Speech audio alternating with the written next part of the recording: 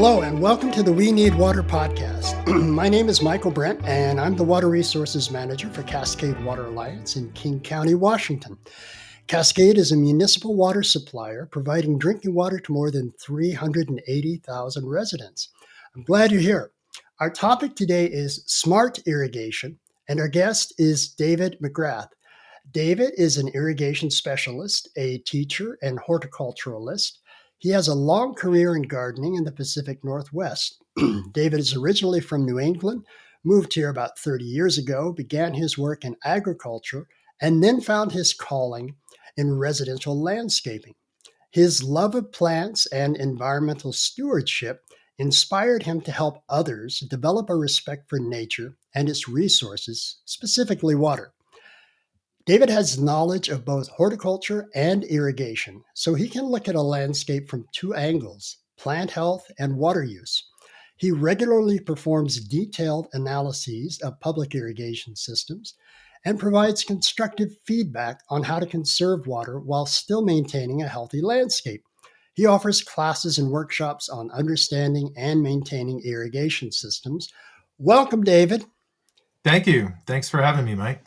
Oh, you bet. Let's jump right into this. Okay. Break down an irrigation system for me. I see the sprinkler heads popping up out of the ground and spraying water all over the place. But Sure. let's get into the specific components. Sure. Well, the first you have to consider is your water source. There can be multiple different water sources, but for the majority of residential homes, it's the street main water line coming from the Okay, water municipal meter. water, regular drinking water. Potable water is how we Okay. refer to it. And every home has a water meter. And the first component in an irrigation system, the irrigation system has to be very separate from the water that goes into the house. And that's for safety reasons. We don't want to contaminate any of the drinking water going into a home or any of the water going into the neighborhood. So we have a device called a backflow preventer. And this is typically a two-valve brass unit that's in the ground right after the water meter. And this basically is a fail-safe for if for some reason something happens in the neighborhood, say a main water line breaks or a fire hydrant opens, that would create negative pressure. And if you didn't have this backflow preventer, and let's say, unfortunately, if a lot of homeowners, they spread chemicals all over their lawns or whatever, those contaminants could be sucked into the neighborhood drinking water. And so this unit is very, very important. And so that's the first unit in an irrigation system is in a residential home. And this is by law, you have to have this, and you have to have it regularly inspected by a certified plumber. This is the backflow prevention device. Yeah. So Yeah, if you have an irrigation system at home, you want to make sure you have this device. Yeah, it's very, very important. So after that, all the components can be installed and maintained by an irrigation specialist. The backflow preventer has to be done by somebody certified to do that. Everything after that is irrigation related. So typically some of the next components would be something called a quick connect coupler. And this, I'll go into it later, but it's used for blowing air through the system in the winter to clear out any of the water. But it's typically right there after the quick connect. We'll talk about that later. Okay. Next are two components that you don't typically see on an average residential home, but maybe larger residential and for sure commercial. And that is a master valve and a flow sensor. Now, these are two components that are there specifically as for safety, from breaks, leaks, different things like that. These items can shut off the system and tell you that there's a problem. That's why they're not necessarily involved in every residential home, but in larger homes and commercial, they should be present. If they are there, they are typically automated. Is that right? Yes. And they would be connected to a particular kind of controller that would work with them to detect a problem and notify you. Okay, so I've seen irrigation systems where there's a broken head or a broken line or Mm-hmm. something like that, and it's Yeah. just gushing the water. And I assume that that runs like that until somebody comes out and physically. 99% of the Yeah, homes, residential homes, there's no detection technology, I and it's see. just going to run until somebody points it out. But we do Okay, have these components that can detect a break. And excellent. so the next component, well, you would have what's called a main line. And so a main line after the backflow preventer goes from that component to a valve or a group of valves. And these valves separate different zones in a landscape. Say your lawn, your garden beds, your pots, different things that need different watering. You'd have different valves that would deliver the water to different parts of the yard. One good thing to know is the main line is the one pipe in your system that is under pressure 24 hours a day through the entire active season Mm, that you're watering. So it's okay. really, really important to know where your main line is and to not break it.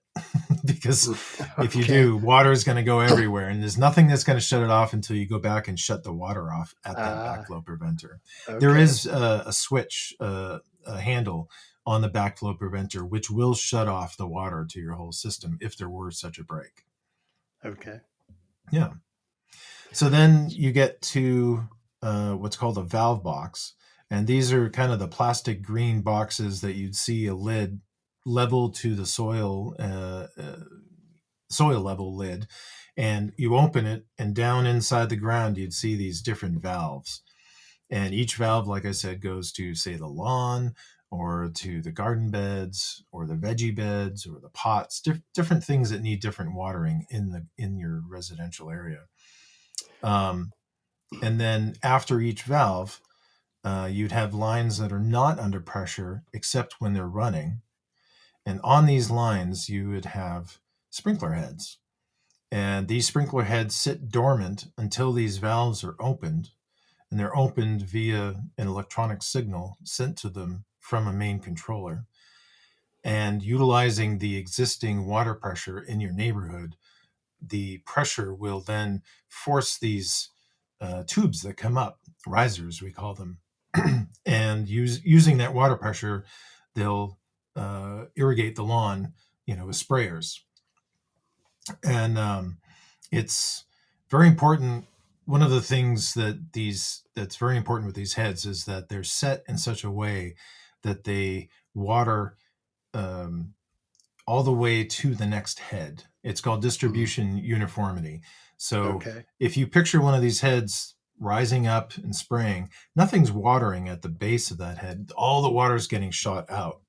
And Okay. so it's the next head over that's required to water the base of that present head. So So, the design of these systems, laying them out correctly to begin with, is obviously very important to get a yes. nice even distribution of water. Yeah. So there's different nozzles that spray different lengths. And so we would determine the distance between the heads, say 8 feet, 10 feet, 12 feet, 15 feet, and we would put corresponding nozzles on them so that each head would spray all the way to the base of the next head. Hmm. And there are different types of heads. There's probably the most popular are rainbird spray heads. Um, you see them everywhere. Hmm. Um, in lawns, sometimes you'll see these rotors, which spray a single spray, but they might spray at 25, 30 feet, and they'll Okay. move over, Hmm. over a certain geographical area.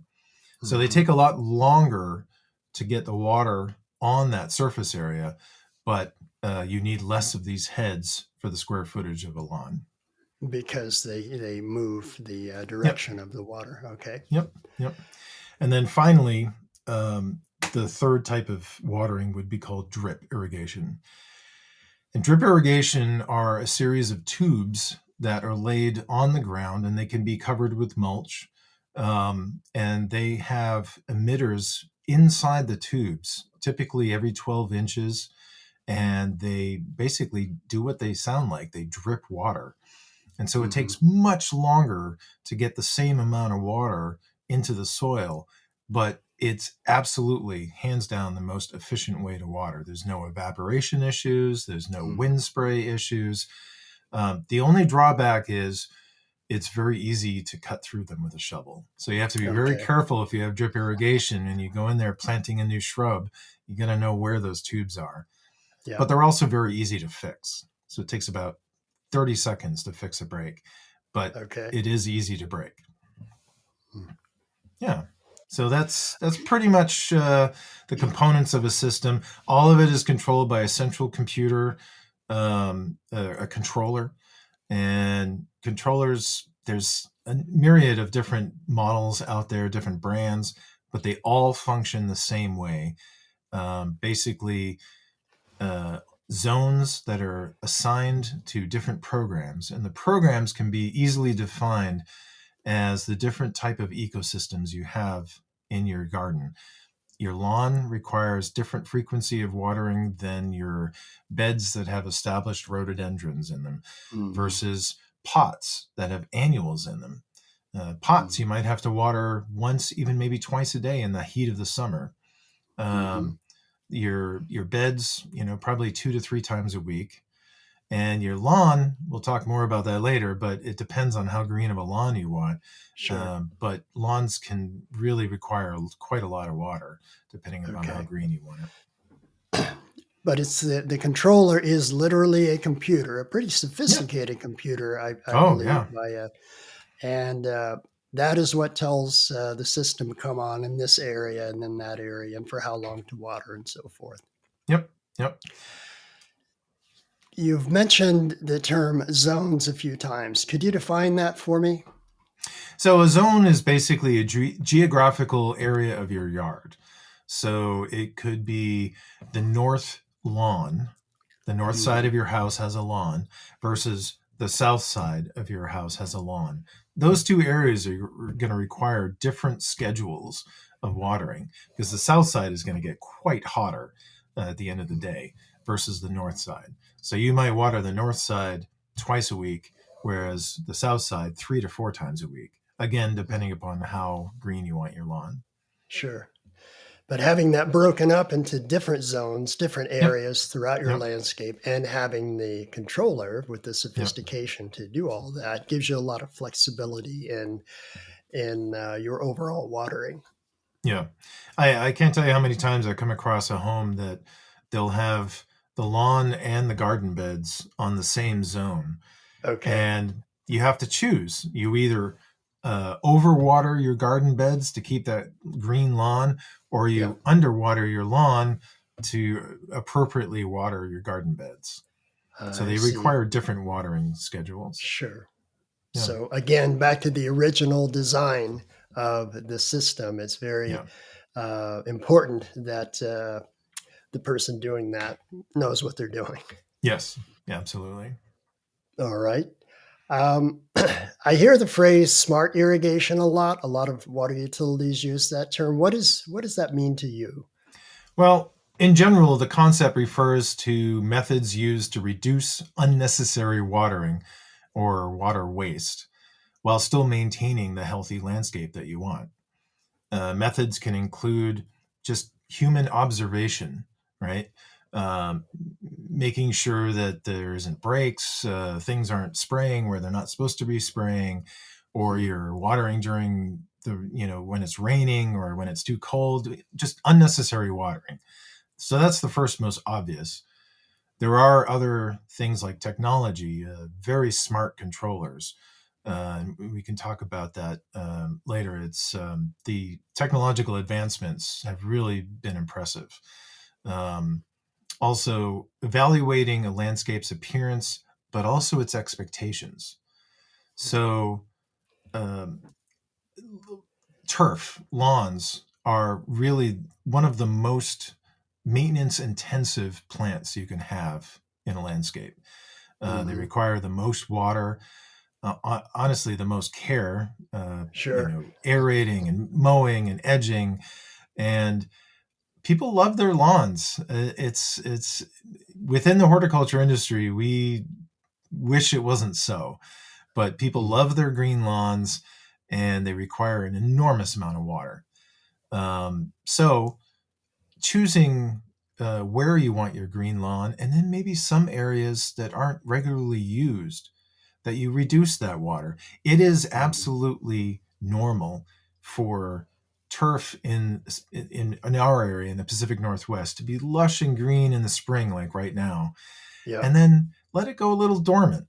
Let Mm. it go kind of brown in the summer.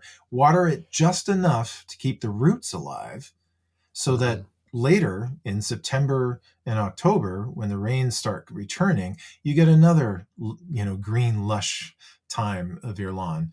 And honestly, as somebody who has a large lawn, I like to let it go dormant because it means I don't have to mow every weekend.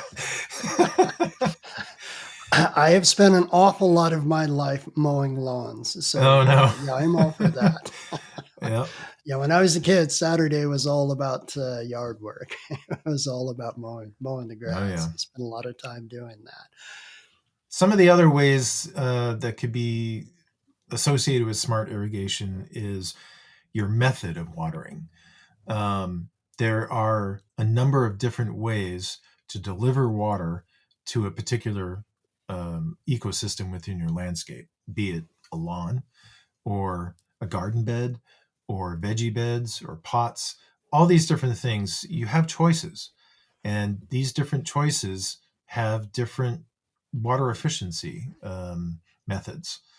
And so choosing how you want to water can also be smart.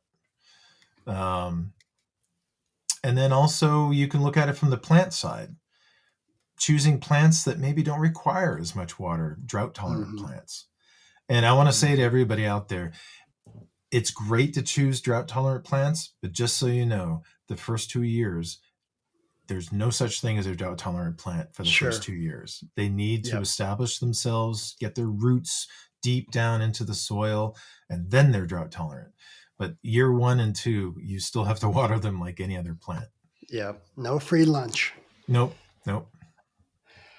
Um, let's talk about some of the common problems with irrigation systems and the solutions to those problems. What are Okay. what are some of the biggest problems you typically see in your work? Well, the first thing I would say is a lot of homeowners do what I call set it and forget it. Hmm. So they'll, you know, oh, whatever schedule I used last summer, that worked great. I was happy with the results. So come April, they just turn it on and forget it. Well, April, you don't require as much watering as July. Hmm. And so some human intervention and involvement is required to not overwater in April, May, and June. And there's some easy ways to do that.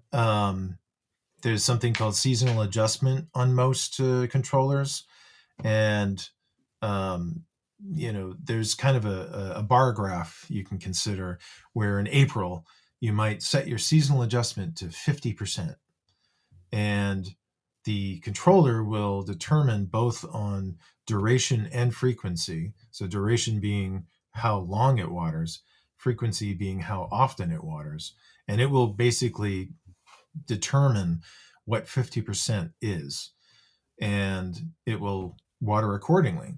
And then the next month, you might raise it to 60%. And by the time you get to July, you're at 100%. And if you have a heat wave, you can even bump it up to Hmm. 120%. But human observation and involvement is the key there. If you don't So, have, okay, go ahead. David, just from a practical standpoint for most homeowners, it sounds then like it would be best to set the program in the schedule in the controller for peak season, the Yes. middle of July or something like Yep. that, and then adjust it throughout the season with this seasonal adjustment feature Mm-hmm. you're describing. And is that a place on the dial, the main dial of most controllers, the seasonal Yeah. adjustment? Yeah. It's pretty Most obvious. controllers. like I said, there's lots of different models of controllers out there. The two brands being the most popular being Rainbird and Hunter, but there's Orbit and Weathermatic, lots of different controllers out there. They all organize their buttons and dials differently, but they all function the same way. So if you look closely, you'll find um, either something called seasonal adjustment, or it'll be in advanced settings, and then you find it, called seasonal adjustment. Now, seasonal adjustment is an easy way for a homeowner to adjust those settings. A lot of people like to just go in, learn how to program, how to add days and remove days, and they can get quite involved in it. And I like to see that. I like to see homeowners actively involved in watching the weather, looking at weather reports, going out there and seeing their plants, looking at them, sticking their finger in the soil and saying, oh, that's pretty moist. Maybe I don't need to water today. That's the best scenario. Okay. Yeah. So set it and forget it is a big issue. It's a big one to ignore, but Yeah. you have various ways to get there. As you say, you can be really engaged and learn how to use the system. You could go in every week or two, something like that, and make the adjustments for frequency and duration and so forth.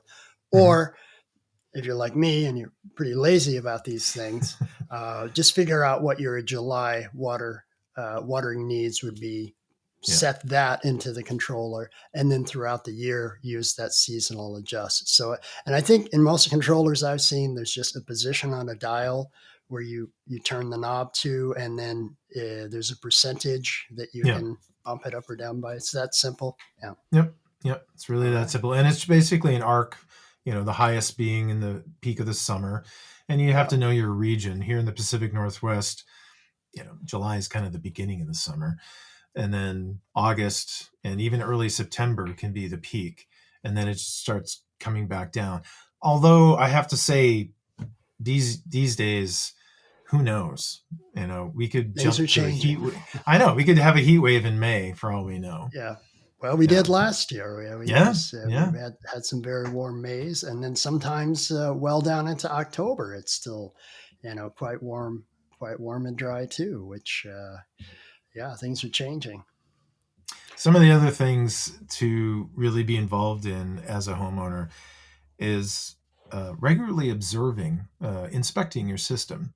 Turn it on outside of your regular program, because most people run their systems as advised when it's not the height of the day in the sun. They want to run it in the morning or in the evening. Well, you might turn it on at a time when it isn't super sunny, but you're out there, and just run through the zones and physically look and see, oh my gosh, one of the neighbor kids must have been riding their bike and, rode over a head and broke it, and that needs to be fixed, because that's just water going down the drain. Not only wasting water going down the drain, but a broken head reduces the pressure in the entire zone. So all the other heads are not functioning the way they should be. So now you're risking your plants. So it's really imperative. So that seems to be an important theme in operating an irrigation system, is just simple visual awareness, just going out periodically, maybe once a month or even more, and just turn the system on, let it run through the zones, and just take a look and see if everything appears to be okay. Yeah. And, some people have the luxury of having a garden company who comes to their home, say quarterly or even monthly. And if they're a reputable company, they will run through all the zones every time they come, just to do a visual inspection and make sure that nothing's broken. Okay. Probably a good thing for a homeowner to ask if they're using a vendor like that, right? Yeah. Okay. So breaks are kind of a big loss of water. A lesser but very important thing is misaligned heads. So this could be, nozzles that instead of spraying the garden, they're spraying the driveway. And they need to be just turned around. It takes 2 seconds to fix that. But if you don't, then you're risking a big brown spot in your lawn, and you're just wasting water spraying on your driveway. So making sure that the rotors, the arcs are accurate, and sprayers are spraying them where they're supposed to spray. And that can be done just from human observation and adjustment. It's very easy. Okay, excellent. What Yeah. else?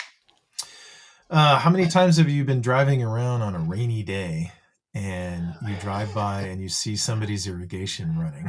My And you go, favorite, watering in the rain. oh, it drives me crazy. Drives me Yeah. crazy. And so, there's basically two ways to avoid that waste. One is just paying attention to the weather. And you can go out and just shut your system off for that day. You just turn it to off, but you have to remember to turn it back on, right? That's hugely important because, we could have one rainy day now, but we could have 6 days in the 80s after that. So that's important. Set yourself a reminder. Some systems have a very convenient feature called a rain delay, where you can go out and you still leave it in the on position. So it's going to come on based on the schedule you've made, but you can press a button that says rain delay and it will just not run today. So that's really convenient. There are other options like an automated sensor. There's rain sensors and moisture sensors. These are wireless devices that you can basically install on the outside of your house. So a rain sensor is a very simple device that basically measures temperature and moisture in the air. And if it's raining, the rain will hit the sensor, and there's a sensor within it that can determine, okay, it's raining hard enough. We need to not water today. And it will send a signal to the controller, and it will tell the controller, don't water today. Okay. So that when Dave and Mike drive by, they're not going to pull their hair out. Seeing your system banging my running. head on the dash. I know. Yeah. So rain sensor, it's very inexpensive part. They're very effective, and it's probably one of the first things I recommend to homeowners to add to their irrigation system. And it pays for itself very quickly in water savings. So rain sensors. You have options there, though. This is issue of watering in the rain, which everybody would agree. What an egregious, what a wasteful thing to do with a precious resource. But you have some options there. There's some good tech options. If you're not in a position to do that, though, you have to be careful. You have to be mindful about it. But you can just go shut the system off. I'm thinking of sometimes, as you say. In the springtime, we get some really warm weather and dry weather. But then there's always that prospect of January. We get up into June, and then we'll have 2 weeks where it turns really cool and rainy again. So in those situations, you can just shut the thing off. Yeah. Just remember to turn it back on later. And from a horticultural standpoint, oftentimes there is a particular plant in your garden that will actually tell you if you really need to water. These are plants like hydrangeas. They are the first plant in your garden where the leaves start wilting a bit. You don't want to wait till then, but you can rely on, my hydrangeas are starting to wilt. I need to water. And so indicator plants, things like hydrangeas, annuals, different things that, like I said, you don't want to wait until it wilts, but you can rely on the fact that if you go too far, pay attention to that wilting plant, and that's going to tell you that you need to catch up on watering. Good idea. Hydrangeas are very popular around here. Maybe everyone should have one in their landscape as an indicator species. Yep. What else do you see that really bugs you? Well, again, this obsession with the green lawn. I do evaluations, audits, water efficiency audits for different parks and school systems. And I get it. A play field where you have students out there Yep. practicing every day and having games, maintain that to be nice and healthy and green. And if it requires a lot of water, it requires a lot of water. I get it. Hmm. But if there's a grassy knoll along the side of the property that nobody's playing football on, Yep. let it go brown, let it go Hmm. dormant, and um, I think some of the most challenging communities to convince people to let things go dormant, like lawns, are these housing developments that have HOAs, and they Yep. have expectations. They actually have bylaws in their Right. in their code that you have to have a That green lawn. require you And to have a green lawn exactly. 365 days of the year. And so I feel like gently Yeah. influencing boards of directors of HOAs to, Hmm. and to do that in a positive way, to encourage them to embrace the ecology of it, that you're doing Hmm. something positive, saving water. And, grass is naturally meant to go dormant in the summer. Hmm. And somehow that educational change over time, I think, is really, really important. So, thinking a little more strategic about your uh, ultra green grass lawn, Yeah. Yeah. understanding there are places where that does look nice in a lawn, and you want some play spaces and so forth. But if you have a large landscape, maybe you don't need all of that grass, say emerald green, all the time. Yeah. Yeah. Yeah. Yeah, Excellent. it's a lawn turf is just uses so much water compared to any Mhm. other part of the landscape. Yeah. When should you activate and deactivate the irrigation system? Well, let me back up. You have to turn it off at the end of the season, right? But those lines I know aren't buried very deeply, and you don't want them to freeze and burst. So Right. you have to do something there, right? Yeah. So I would say on average, activating a system is this month, April. Hmm. That's what I've been doing all week, and um, typically it's going in and finding that backflow preventer that I was talking about earlier, Hmm. going down there and turning it on. There's a couple of handles that you turn, and you can hear the water rush and fill that Hmm. main line that I spoke about. And then you want to go through each zone and really do a detailed observation of every head of each zone. And then once you've gone through and you've made any adjustments, maybe there's some clogged nozzles and you've replaced those, or maybe a head is broken and you need to replace that. Once all that's Hmm. done, then you go back and you look at the scheduling. And like we were talking about, you have to adjust that scheduling based on what month it is and what the weather is like. Hmm. And um, so then the flip side would be shutting the system off. And typically that's in October. Okay. And you basically, the way to describe it is you turn the system on after the risk of the final frost, and then you want to shut the system off before the first frost. Okay. And I highly recommend for homeowners to get what's called winterization of their system. And this is something that if they have a landscape company, a lot of landscape companies do this on their own. Sometimes they outsource it to irrigation companies. And what they'll do is they'll pull up and they'll have a large compressor, air compressor. And this is Hmm. big. It's not your air compressor for painting. This has a Yeah. large volume tank. It's usually on a trailer. And what they'll do is they'll go up. And earlier, when I talked about the components of a system, there Yeah. was something called a quick connect. And that's basically just what it sounds like, a quick connect for this compressor. And what they'll do is they'll plug it in and they'll turn it on, and it'll have a certain pounds per square inch. That's the measurement of air pressure, Hmm. psi. And so they'll have a certain psi that's safe for the type of system you have. It's not going to break anything. And then they go to the controller and start turning on zones. And instead of having that water rush through the system, now you're having air rush through the system, and it forces all that water out. And so then if you have a Mhm. deep freeze, like we had this last winter, I mean, I remember we had a day, it was in the single digits, Yeah, it and was.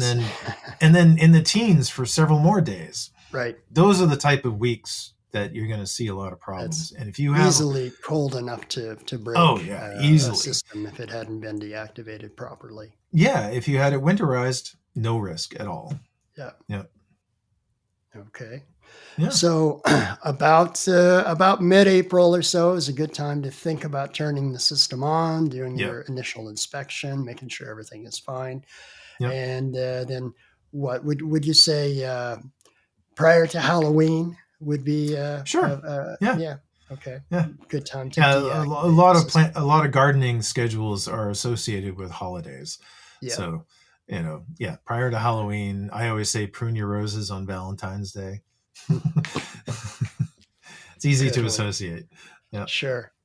Well, that is good to know because probably my greatest pet peeve with irrigation systems is running in the rain in November, Oh, which right. I have seen. Oh, sure. I've Sure. seen systems still operating down into November and on a rainy day, which we get a lot of in November. So Yeah. definitely want to avoid that. Um, David, what tools are you've talked about a lot of wonderful concepts today. What tools are available to a homeowner to help maximize the efficiency of their irrigation system?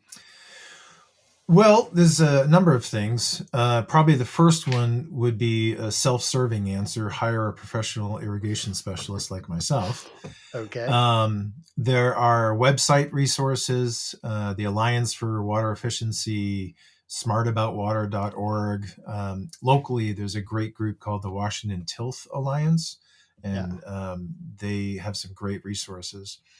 But earlier I mentioned about controllers. There are some very, very smart, technologically advanced controllers out there. And making an investment in one of these can be really helpful, incredibly Mhm. helpful in managing water usage. And one of the terms that's used for these controllers is an ET controller. Now, I'm not referring to the Steven Spielberg ET, but Okay. ET stands for evapotranspiration. It's a big word, Mm.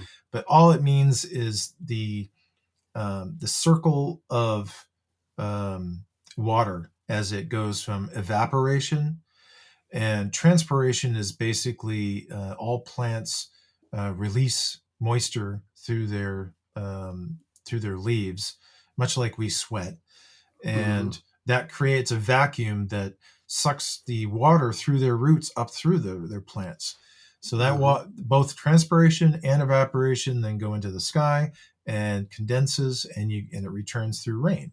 So it's this big circle that happens. Mhm. And so they have very sophisticated computerized controllers. They can be connected to a local sensor network, be it in your city or in your property. Most likely, these days they're connected to a satellite, like weather satellites, NOAA, Mm. and different local Pacific Northwest weather satellite systems. And basically, they can tell you what the humidity level is, what the wind speed is, what the temperature is, what the forecast is, all these things combined, Mm. and they will control how much and how often it waters.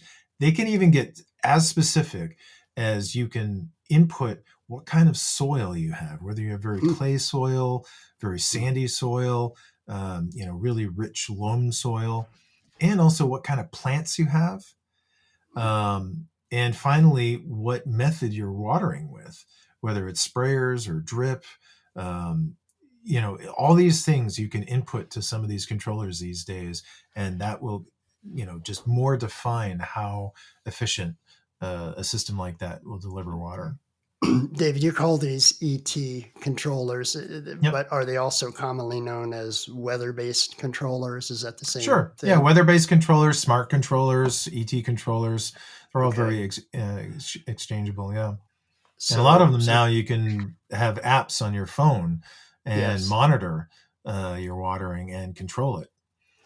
Excellent, excellent. So Yeah. that's an amazing tool that is available now, and at least the last time I looked, I didn't think the pricing for most of those was too outrageous, No, and no. considering how what a much better job it will do of managing the irrigation of your landscape is well worth the expense, I think.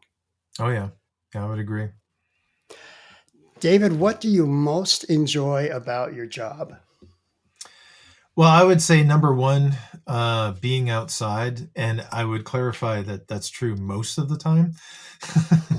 I've been working outside in the Pacific Northwest now for 32 years, Okay. and I love the Pacific Northwest. Like you said, I moved here from New England, and I can be outside all year round, and as long as I have the right gear, I can be quite comfortable.